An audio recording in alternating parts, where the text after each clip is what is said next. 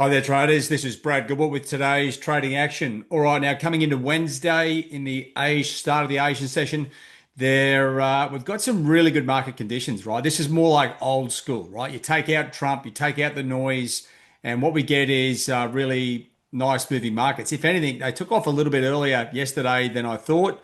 Dollar index shooting down. I mean, dollar Swiss as well, right? So, you know what? The looks like the sterling numbers, it didn't really go for a while. Almost freaked me out a little bit, but it's gone a little bit higher. But we do have the UK CPI numbers today. That'll be the real telltale sign whether we are going to see this dollar move. But the whole aspect of the dollar moving down. If I just come back to follow the trail here, right? The US Treasury yields, right? A reflection of US interest rates. Now they are lower. Now they're not much lower than they were yesterday, but they've come off considerably. That's why the US dollar is slowly moving to the downside. And this is what the central banks really love, right? They love a revaluation, but slow and steady, right? It doesn't create problems. And this is where the really big trends come from, right? Because if you look at the daily charts and you're looking overall, it doesn't look like there's much going on at the moment, but there is, right? And you know what? In a couple of weeks' time, we'll be looking back at this and going, wow, we should have really got on this. And this is where Prime Time Pro is going to come into play, right? We want to get Prime Time Pro into play. Sterling. I'll come back to the data in a second, but we do have UK CPI numbers out. If we got as expected or even slightly stronger, then sterling will do something like you saw here in dollar Swiss and euro. It will kick to the top side, right? And it's going to take the Aussie with it. The Kiwi, dollar CAD has already left the building. Stronger inflation numbers there. So this is where we are. Where we're actually got really good conditions, and there's not much to sort of freak out about. Now, looking at the markets where they are at the moment, yeah, it's a little bit tricky, right? Because they're right up at the top of their runs. But it doesn't mean they come off, right? And just because they trade sideways doesn't mean they don't get into an oversold situation. Now, the key, is today is really focusing on the real driving numbers, right? And there's a couple of them. Obviously, the UK inflation numbers. It's a pure number, right?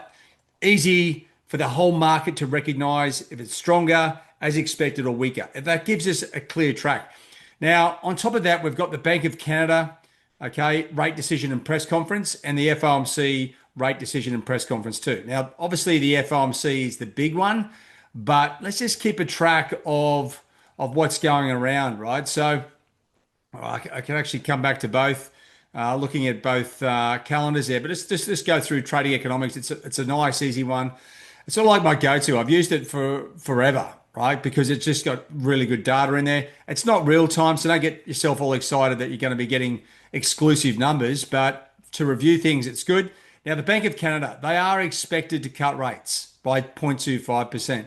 The Fed are expected to cut rates by 0.25%. So don't jump up and down when you see rate cuts, right? They are already factored into the market. The key to knowing where everything goes from here, right? It's the press conferences, right? This is where they tell us a bit more about what's going on. Now, what are they going to say, right? They're either going to, it's like dovish, right? Which is sort of negative comments, hawkish, which is bullish comments, right? So what's a dovish statement or reference? Well, if they go, you know what? Yeah, the market is really slowing down, but we may have to cut rates further. Now, Bank of Canada, don't forget, we just had some inflation numbers out and they were slightly better, right? So there's probably less pressure on them to be saying we're going to cut further, right? The Fed, they'll probably be sitting on the fence as well. Don't forget, the central banks are not here to create volatility. They will be very happy with what they're seeing in the markets as far as the overall markets are concerned. And you know what? And why? Because interest rate yields are going down, right? That gives us a weaker dollar, US dollar. The equity markets aren't going mental, right? They aren't going up crazy, which is good. Like month to date, check out the numbers here. They're not excessive. So this tells me that they've got good control over the market. They're happy with what's going on. They will not want to rock the boat. That is great for us, right? Because it allows us to sit back, wait, and pick off the currencies when they get to the right zone.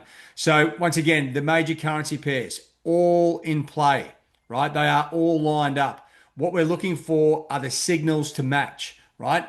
And I don't want to see or get you to be staying up all night looking for the signals. Now that the numbers are on the table, and obviously we've got the Fed today and we've got the UK CPI today. Now that the numbers are on the table, it's just a matter of being patient and waiting for the signal. Now, the market will get long here, and there may be a little bit of recalibration as we get closer to the Fed in particular. So we may see a dip on these instruments. That's the time to strike, not to freak out, right? The dollar downtrend is in play. I can't see the Fed doing anything different, right? So let's get primed for Primetime Pro. All right, that's enough from me. There's basically, I'm sort of pretty pumped because you know what? Sometimes it's hard to sit in these positions.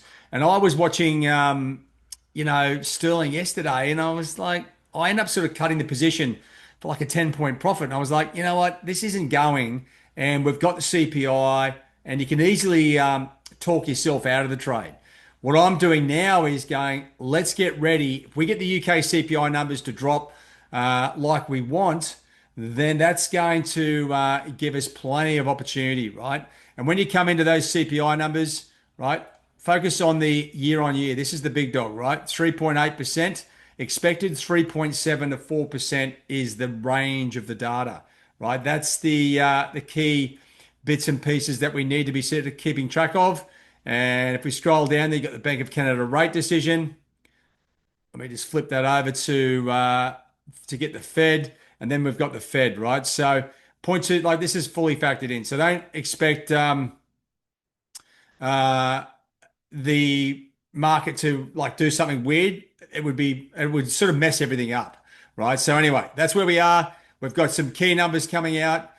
The market will be on hold or wait. I know if you look at the news, they'll talk about the market sort of waiting for the Fed. Yeah, of course they do, because they are sort of basically the central kingpins of the global markets.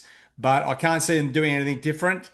And if they don't, then we're going to see these trends continue, right? And if you look at your hourly charts or your daily charts, you can see very clearly they're in play, and that's what the signals are telling us as well. This is a confirmation, guys, that things are looking good, right? It's a matter of obviously now the key part to getting into the trade is the signal. It's either here or the economic numbers. That's the main signal, right? All right, guys, have a good one. All the best. I'll see you in the trade zone. Cheerio.